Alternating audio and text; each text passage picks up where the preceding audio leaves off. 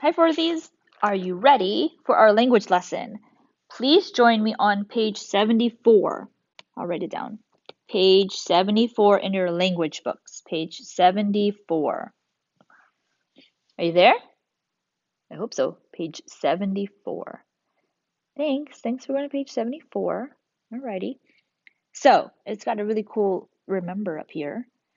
Use am, is, was, does, and has with the singular subject. Use are, were, do, and have with a plural subject. Remember, singular means it's by itself. It's a single. It is alone. So that means single subjects meaning it's by itself. So here's a single subject sentence. The dog is hungry. Now notice here, there's only one dog, the dog. And that means my verb is, right? I'm not going to say the dog are hungry or the dog were hungry. I'm going to say the dog is hungry. I'm going to say the dog was hungry. Now, for a plural subject, that means there's more than one thing doing the action. So I can say the dogs are hungry. I'm not going to say the dogs is hungry or the dogs was hungry because I hope you remember a little hint I gave you a while ago. When the subject ends with an S, the verb should not have an S in it. All right? I hope you remember that. Now you can use had with both a singular and plural subject. So you can say the dog, let's use a darker color. The dog had a bone. Or you can say the dogs had a bone. You can use, notice how for the first sentence it's only one dog, but for the second sentence it's more than one dog. You can use had for either. Okay? Now, the verb part of a contraction must agree with the subject.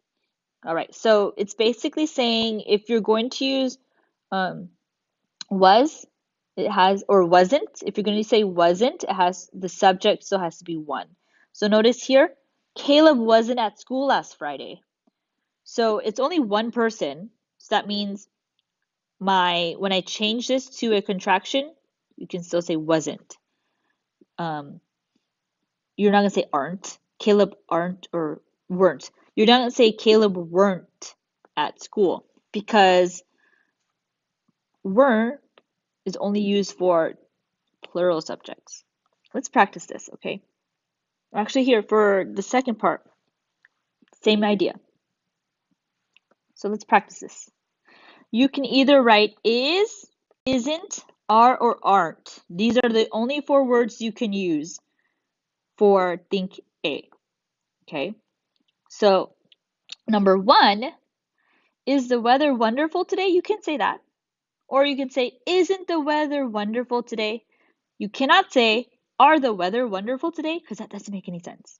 Or aren't the weather wonderful today? That doesn't make sense either. So for number one, you can say either, is the weather wonderful today? Or you can say, isn't the weather wonderful today? You can only use is or isn't. Number two, Pastor Logan is planning a church picnic, or Pastor Logan isn't planning a church picnic. Now, you cannot say Pastor Logan are planning a church picnic. Is there more than one Pastor Logan? No, there isn't. You cannot say Pastor Logan aren't planning a church picnic. So you can say Pastor Logan is, or you can say Pastor Logan isn't. You can pick either or. It could be is or isn't. Number three. Notice here I've got two subjects, two people. So that means I'm going to use either are or aren't. Mom and Dad are making sandwiches to share. Mom and Dad aren't making sandwiches to share. You can choose either or. You cannot say is, though. You can't say Mom and Dad is making. Now, again, sometimes it sounds right, but that's because we don't do enough proper reading in order to get the correct answer. So it's Mom and Dad are making sandwiches or they aren't making sandwiches. You can choose either or. It's up to you. Number four, we Ooh, now we. You're probably thinking, hey, that's a single subject, right? That's a singular subject.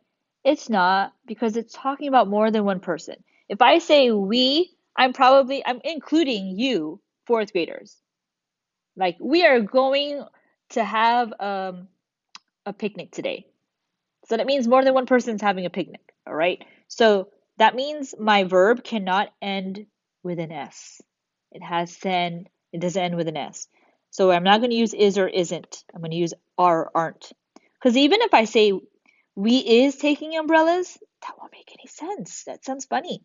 We isn't taking umbrellas? No, we can't use that type of language when we're speaking or even writing.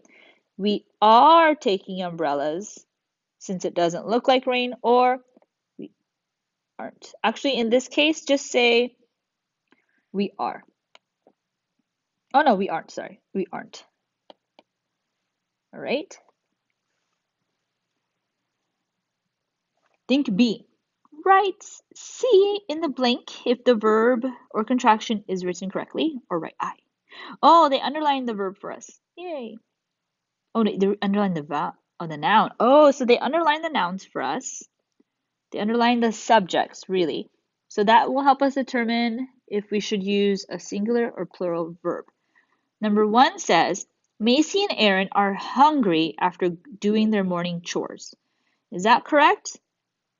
How many? I have 2, right? So I have 2 people. That means more than one. So that means my verb has to end with an S. Yes. No, actually, no, my verb shouldn't end with an S. What? My verb should not end with an S. So that means wrong. It should be were. Macy and Aaron were hungry. This is incorrect. Were hungry after doing their morning chores. Now, it does sound okay to say Macy and Aaron was hungry doing their morning chores. It does sound okay, but it's incorrect. Number 2. There were fresh biscuits for breakfast this morning.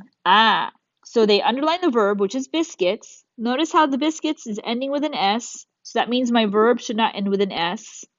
It doesn't, so it's correct. Number 3. Weren't Grandma going to scramble some eggs too?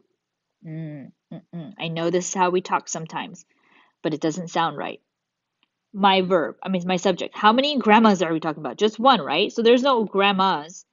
So that means my verb has to end with an S. There has to be that balance. So this is, wasn't Grandma going to scramble some eggs too? So it's incorrect. Number 4. There were several kinds of jelly to choose from. Oh, that sounds so good. So I've got kinds. That's the subject. So it ends with an S. That means my verb should not end with an S since we're trying to balance things carefully. So this is correct. Number 5. Soon there wasn't any biscuits left. So they underline biscuits. That's the subject. It ends with an S, so that means my verb should not have an S. But it does, and that's wrong. The verb should be weren't. Soon there weren't any biscuits left. So incorrect. Number 6. Here are the empty plate that had the biscuits, Grandma. Oh, so they're talking about plate. Here are the empty plate. Oh man, I so want to say, here are the empty plates that had the biscuit. Should have an S if you're going to use are. But since you're only talking about one plate, your verb should have an S. So here is the empty plate that had biscuits, Grandma. Incorrect again. Number 7. Aren't there any biscuits left for later? So again, I've got biscuits, right? Ends with an S. That means my verb should not end with an S, and it doesn't, so that's correct. Again, stuff like this makes more sense when we read a lot. All right.